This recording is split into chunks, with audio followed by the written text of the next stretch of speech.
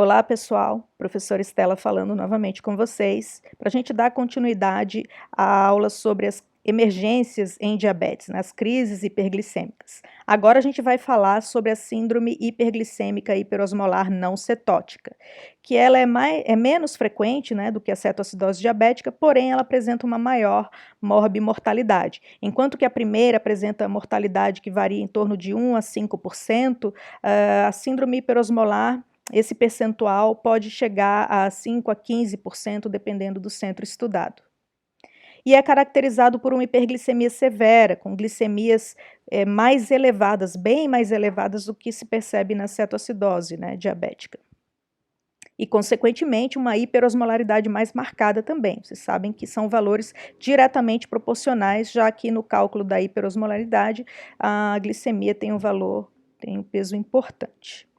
E desidratação, né, pelos mesmos motivos que a gente discutiu na cetoacidose diabética, né, por conta de uma hiperglicemia severa que leva a poliúria, diurese osmótica, né, e perda de água e eletrólitos. E também é caracterizada pela ausência, via de regra, de acidose, né, então, de forma geral, aqui não vai ter acidose, só em raros casos que a gente vai mencionar daqui a pouco. Na fisiopatogenia está envolvido uma insulinoresistência ou insulinopenia e o aumento dos hormônios contrarreguladores, né? A exemplo do que ocorre na cetoacidose diabética, sendo que no estado hiperosmolar hiperglicêmico, mesmo os baixos níveis ainda presentes de insulina já são suficientes para inibir a lipólise e não haver acidose metabólica.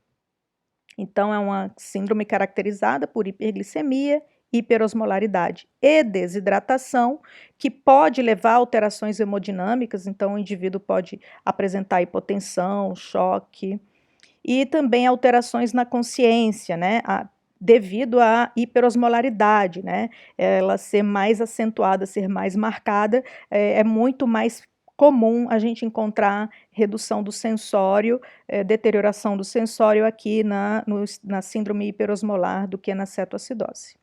Então, essa imagem mostra a figurinha que a gente mostrou na aula de cetoacidose também, né, extraída do Vilar, e a gente observando aqui essa coluna da direita, né, a gente vai ver o aumento dos hormônios contrarreguladores e uma deficiência relativa de insulina. Então, o pouco de insulina que tem naquele organismo ainda é suficiente para inibir a lipólise, né, que não haja lipólise e, consequentemente, não vai haver formação de corpos cetônicos e, consequentemente, não tem acidose metabólica, né, mas ele tem uma hiperglicemia mais marcada e uma hiperosmolaridade mais marcada do que se percebe, do que se vê na cetoacidose diabética.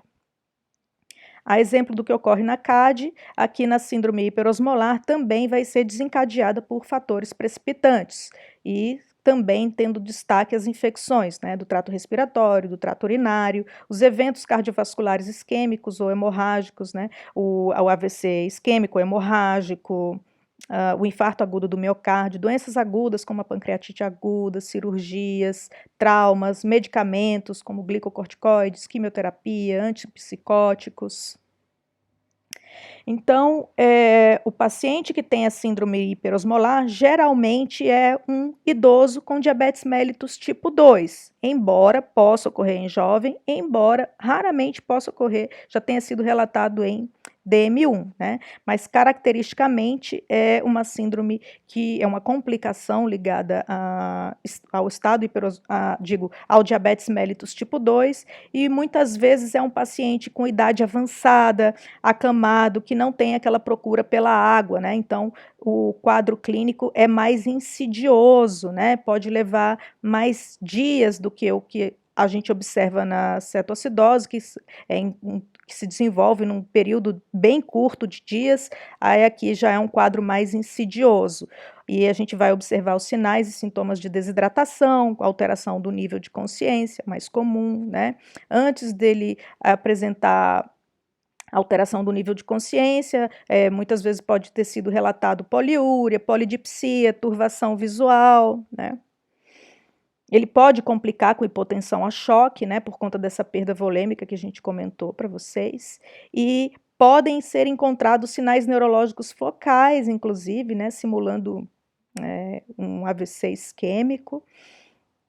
Convulsões ou coma também podem ocorrer por conta dessa hiperosmolaridade. Aqui são os critérios diagnósticos, aquela mesma tabela que eu mostrei para vocês, comparando com a cetoacidose diabética, e aqui no estado hiperosmolar, na síndrome hiperosmolar, na verdade são sinônimos, né? Estado hiperosmolar e síndrome hiperosmolar não cetótica, hiperglicêmica. A gente observa, a gente vê, olha, a glicemia maior do que 600 aqui, não, o pH está maior do que 7,3, bicarbonato maior do que 18, então a acidose não é uma característica, né? Raramente vai ter formação de corpos cetônicos por conta da inibição da lipólise pelo pouquinho de insulina que o indivíduo ainda tem, né? E uma osmolaridade sérica efetiva bem marcadamente elevada, maior do que 320. Então, aqui embaixo ele coloca o cálculo a fórmula que é utilizada para calcular a osmolaridade efetiva. E aqui também é marcado por uma alteração do nível de consciência, mais comumente do que se observa na cetoacidose.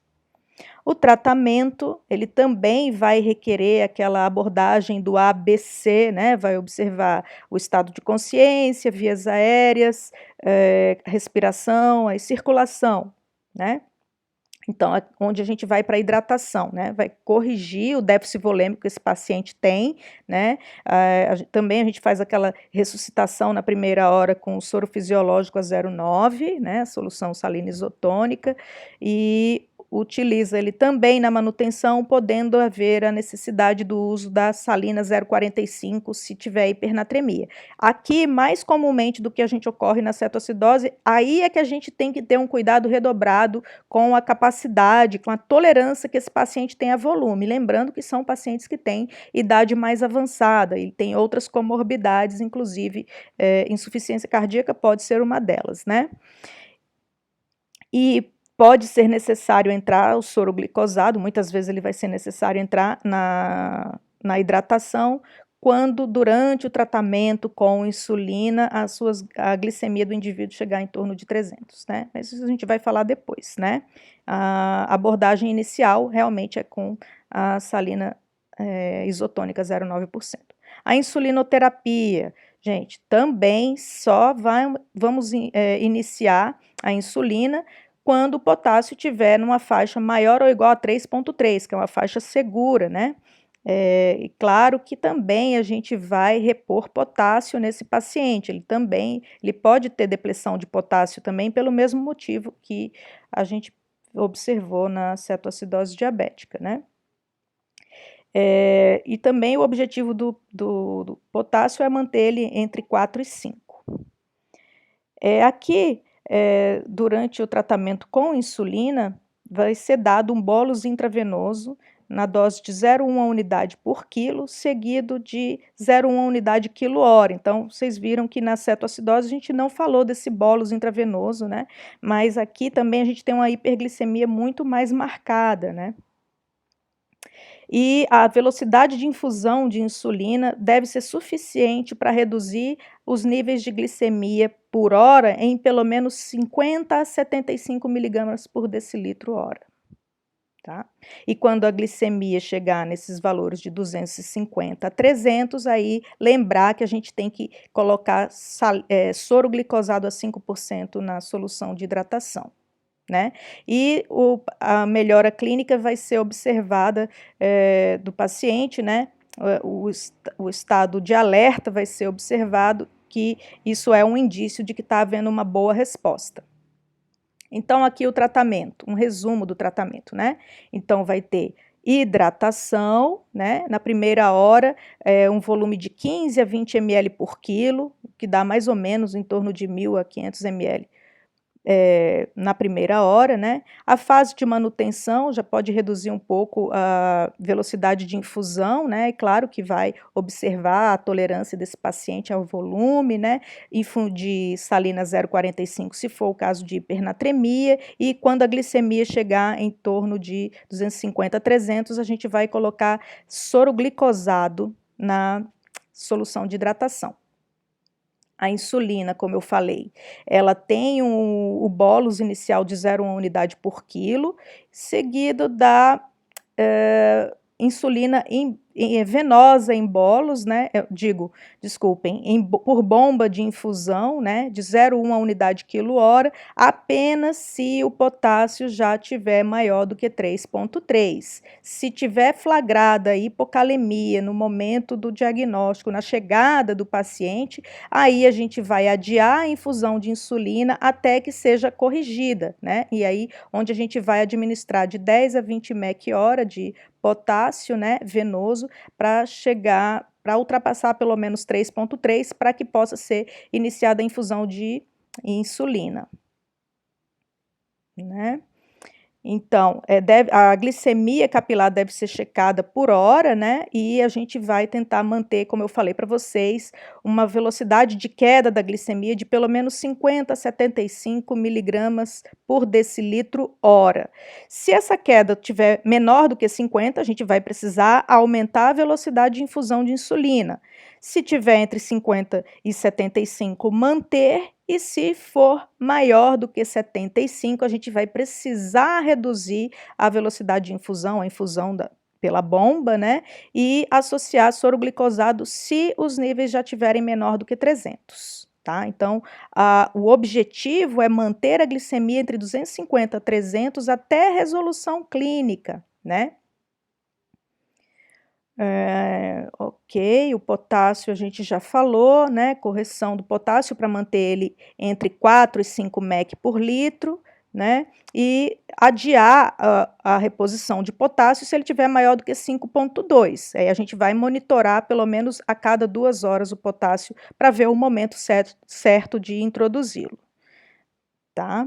Então, quando o paciente tiver com critérios clínicos de resolução, né, critérios laboratoriais e estado de alerta, clinicamente bem, a gente já pode pensar em iniciar a insulina subcutânea, né? E aqui ele fala que pelo menos 2 horas antes de parar a infusão da bomba, tá?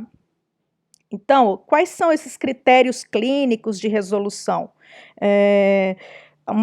Da síndrome hiperosmolar hiperglicêmica, uma glicemia menor do que 250, menor ou igual a 250, um pouquinho diferente lá do que a gente viu para a cetoacidose, uma osmolaridade plasmática menor do que 310 e recuperação do nível de consciência.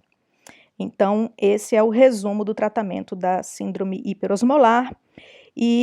Então, pessoal, fico por aqui com vocês e a gente se vê, se Deus quiser, na segunda por videoconferência, se assim Deus permitir. Um abraço.